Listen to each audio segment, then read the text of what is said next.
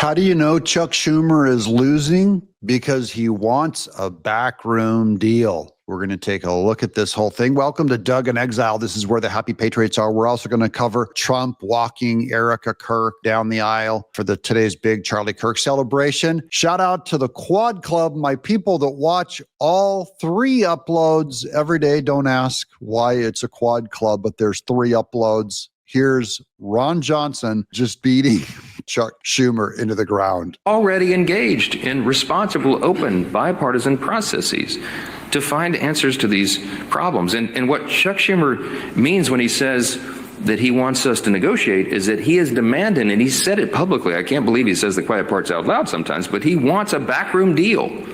He wants and you know what? We have images from that backroom deal. Ew, too much information. Oh, but first, let me tell you about Chapter. Medicare enrollment starts tomorrow. This is the time where all Medicare recipients are allowed to select their Medicare plan for 2026. Every carrier claims to have the best plan, when in reality, they're usually just steering people toward the plans with the biggest commissions. Chapter reviews every plan nationwide to make sure you're on the best one. They're the only company that does this. Here's an example of someone in my audience. Hi, Doug. I called today and Chapter saved me about $2,000. Thanks, Doug and Chapter. I'm so proud to save my audience $2,000 for free and unbiased Medicare help. Dial 631-961-8696. That also helps this channel out a lot. That's 631-961-8696. It's the first pinned comment, and the phone number's down there in the description. Tell them Doug in Exile sent you. Here's Mike Johnson on the Democrats want to sue the president.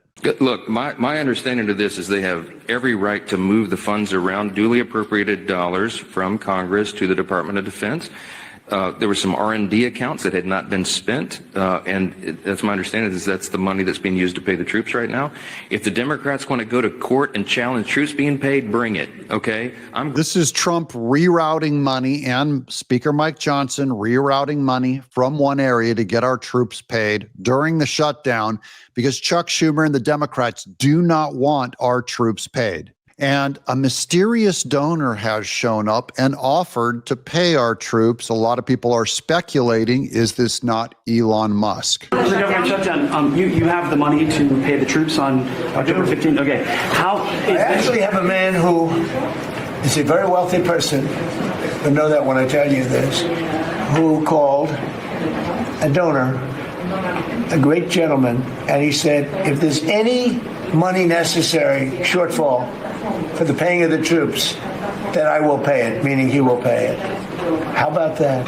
I said, look, we're not going to need it. We're going to take care of our troops. But this was a position that's being forced upon us by Democrats. And all they have to do is just sign a piece of paper saying we're going to keep it going the way it is. You know, there's nothing. It's not like it shouldn't even be an argument. They've signed it many times before. I don't want to bore you with the fact that Schumer said 100 times you should never close up government. But Schumer's a weakened politician. I mean, he's going to finish his career as a failed politician. He's a failed politician. He's allowed the radical left to take over the Democrat Party. So if they write books about that, if they write books about him, they're going to have to say that his career ended by allowing the radical left to take over the party. I mean, I won an election in a landslide because people are not into the radical left, and the Democrat Party is. People didn't want to see men playing in women's sports. They didn't want to see transgender for everybody. Trump is destroying Chuck Schumer's legacy. And we approve. He's basically going to, remember how Trump, in beating Biden, recategorized him as the worst president forever in history, lock the door, throw away the key. And now Trump is saying, I'm going to do that to you, Chuck Schumer. Your entire career is going to be framed in this final failure of you radicalizing the left. Here's Byron Donalds. No, they can't. And it's sad to see. In part, that's why the government is shut down. It's not because of any major policy fights, Stu. It's about Trump derangement syndrome. They're trying to prove to their base that they can stand up to Trump. So because of that, now federal workers are furloughed. Some are going to get fired, and there's going to be other things that are going to happen. And you have troops, TSA agents, et cetera, who are not getting paid. all because Chuck Schumer, Senate Democrats and House Democrats, mind you, want to prove that they're tough to stand up to Donald Trump. Go ask Hamas how that worked. Okay, yeah, good one. Yeah, Trump was able to do a deal with Hamas. He can't do a deal with the Democrats. But notice Byron Donalds underlying Trump's words, because I think this is a new mandate and some new marketing going out from the Republican Party, that this is Chuck Schumer, that it's ruinous, and they're going to hang this on his head and the radical Democrats. Here's Harmeet Dillon, Pam Bondi's associate. Hi, I'm Harmeet Dillon, the Assistant Attorney General for Civil Rights at the United States Department of Justice Civil Rights Division. And I wanted to share with all of you an update about our Second Amendment work under Pam Bondi's leadership. The Attorney General works closely with me and others here in the DOJ, as well as folks in the White House, to help expand our Second Amendment rights throughout. I'm just going to stop it right there. For those of you who are not fans of Pam Bondi, just notice she's saying Pam Bondi is working to expand Second Amendment rights. Is anyone out there happy about that? Let me know in the comments below. I'm very happy about hearing that. I know my buddy Q will be happy about that too. His big thing is Second Amendment rights. Here's Trump. You heard about the auto pen.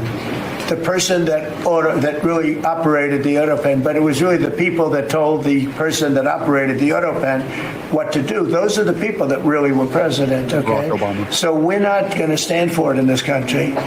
And by the way, that auto pen thing is under serious investigation. Just this, I don't think you care because you're from Argentina. You couldn't care less about that. But I just want to say, because I do the weave, the weave, cover a lot of different subjects. But the people that are involved in that auto pen scam, because he barely signed anything. I mean, this guy, I don't know how you can be president. He barely signed it. But the only thing we can find for sure is that he signed Hunter's pardon, his pardon.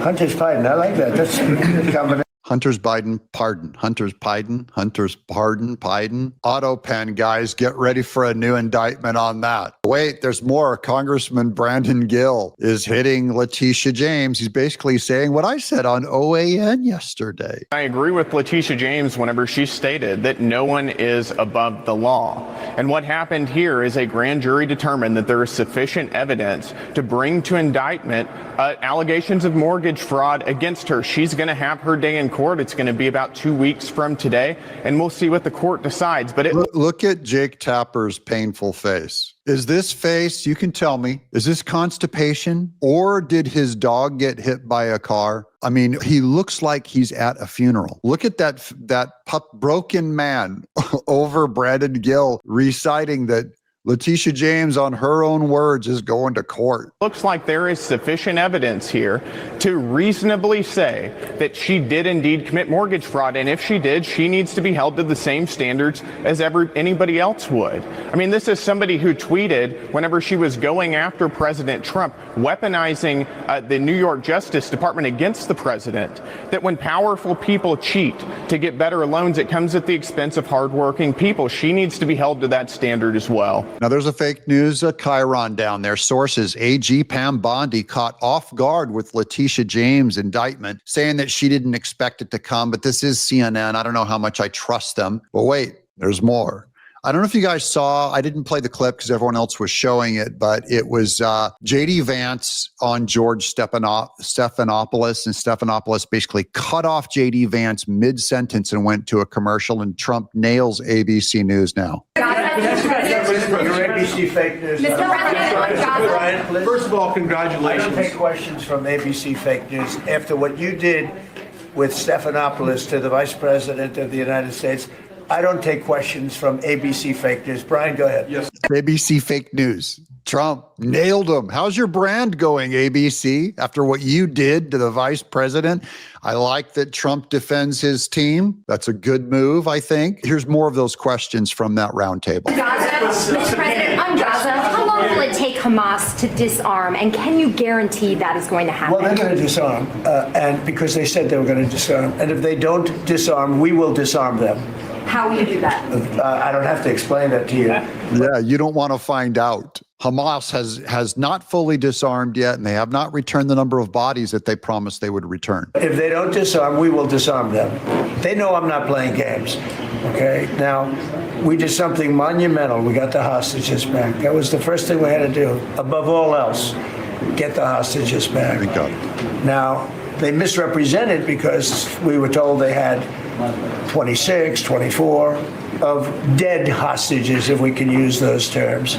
And it seems as though they don't have that because we're talking about a much lesser number. They lied about the number of people they would send back. So this one was weird. Listen to Geraldo Rivera here. He is so complimentary of Trump. It's uncomfortable. I am happy to cover it, though, when someone who was a never Trump, remember this is a never Trumper, listen to him fawn on Trump. He is Elvis now. He is Elvis, the biggest movie star on earth, the most charismatic. As he walks around, he walks around with the power of the American empire, infusing him with with confidence and power. And he is a leader. He seizes the moment and is really putting his long experience to work. Geraldo Rivera working up a lather. Solving these problems. And he's got some real problems to solve. But bringing this group together, though, that's the sheer force of personality. There's no one that could have done that. I don't think Ronald Reagan could have done that. Maybe Roosevelt is the... He doesn't know if Ronald Reagan could have done what Trump did. Now, I've made fun of Geraldo for being a blowhard and a boob, but credit where credit's due. There are Democrats and anti-Trumpers that will not change their tune in spite of absolute evidence in their face. And Geraldo came around, completely changed his tune. And I'm saying it's actually a good character trait. I don't think he's kissing up. I think he really means it. I don't think he'd say it if he didn't mean it. Now, here's that moment at the Charlie Kirk Memorial where Trump is walking Erica Kirk to her seat.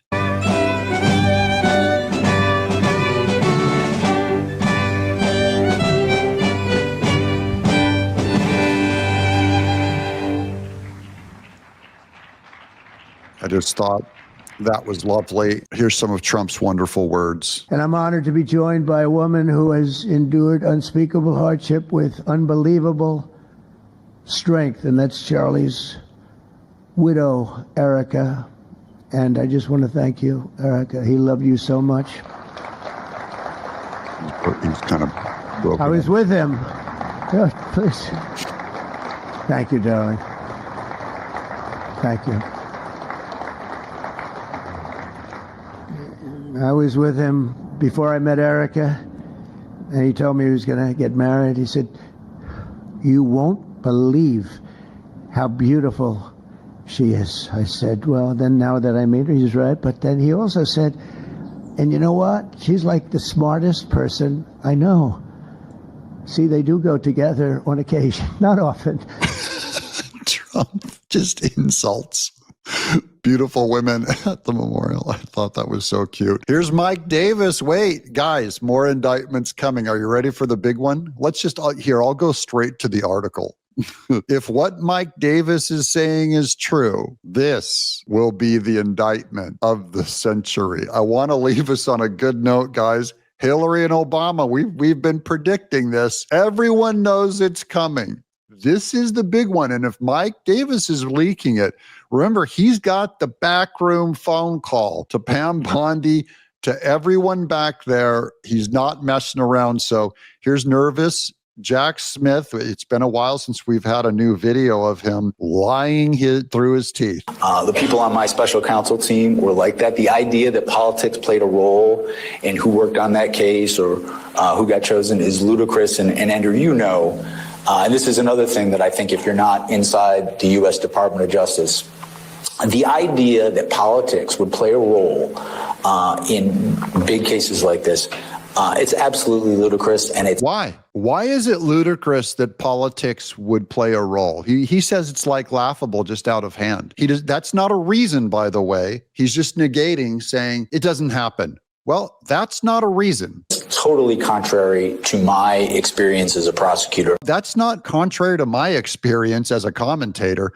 Jack Smith, you're going to jail. Let's get you. Remember Jim Jordan today, they're subpoenaing him to put him under oath and ask him a few questions. If you guys are as happy as I am today, let me know in the comments below. Don't forget to subscribe. You can also join the Quad Heads is a group where I put some special behind the scenes stuff, live streaming videos out for those people if you're interested in more stuff on us. The Presidential Medal of Freedom is awarded to Charles James Kirk. Accepting on behalf of Charlie is his wife, Mrs. Erica Kirk. Despite receiving repeated threats, he remained undeterred and modeled courage, logic, humor, and grace to the next generation. On September 10th, 2025, at age 31, Charlie Kirk was assassinated while addressing a group of students. The United States honors him as a martyr for truth and freedom.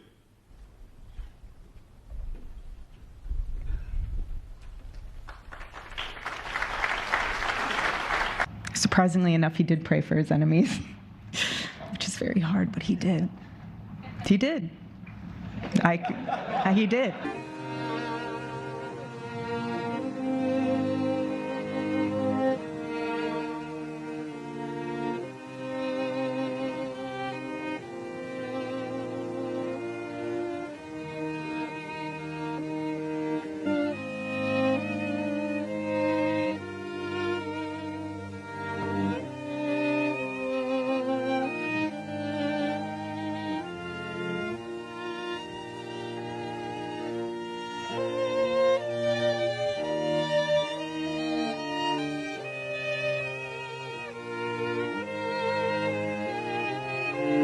Honestly, President Trump, I have spent 7.5 years trying to find the perfect birthday gift for Charlie.